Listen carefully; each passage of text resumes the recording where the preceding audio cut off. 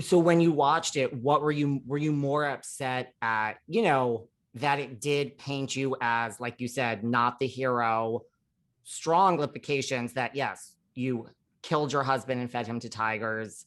Were you more upset about that this is now the narrative on Carole Baskin, that even though you were famous in this community, now this is Netflix, this ain't no joke, everyone's watching? Or were you more upset at the, like, this was supposed to be about, the work that we do in the cats, and now this is completely lost on 99% of the people that are watching this? No one is taking that away from this show.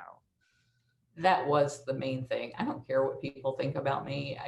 There are clearly a bunch of people in this industry who abuse animals who hate me and have convinced some people in their circles that I'm a horrible person. That doesn't change things. What is really important is we are living on a planet right now where 5 years from now, there probably won't be any tigers left in the wild. There won't be any lions left in the wild, or snow leopards or jaguars. They're all just being absolutely extirpated from the planet because of the fact that we have spent the last 200 years dealing with conservation the wrong way.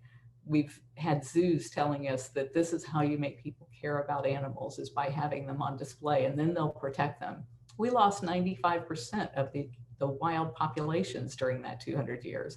It's not working. We have to fix it right now. We don't have another minute to spare.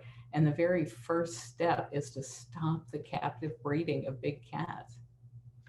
That's literally the first step.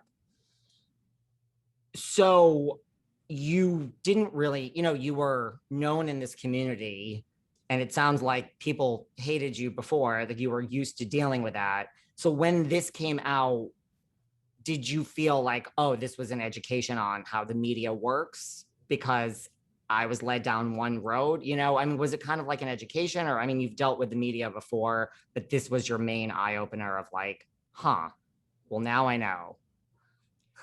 I think probably we started the sanctuary in 1992, and I would say probably by 93 or 94, I stopped reading the newspaper or watching news, because what I found was the news, they're big cats. They want to come out here all the time. They want to film big cats. It's the media loves covering anything that we do at the sanctuary. And even though their articles were wonderful, and they were always, really, really good when they came here and talking about the issues and such, what I realized is you could actually even write the story for them, and they would take it home, change it just enough for it to be wrong, and then they publish that.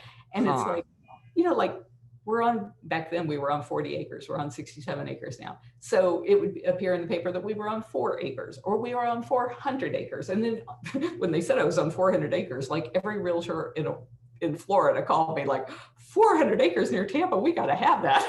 They're like, please call us back.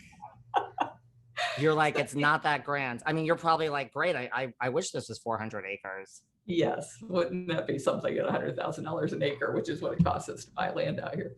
So I realized that they never get it right, but at least it wasn't malicious. They weren't doing anything bad. Right. And so I always knew that the media was not reliable, but to see the media believe this narrative that had been put forward in Tiger King and not bother to do an ounce worth of research. As soon as it came out, I created a page at bigcatrescue.org/Netflix. And I went minute through minute of the entire series saying, when you saw this on the screen and you heard us saying this, or you saw this image, this is what was actually being filmed, or what was happening in the background, or how this came to be. Or, when the girls were talking about how they only got 10% of the estate, and it was like, no, here's actually the court filings that show that this was not true.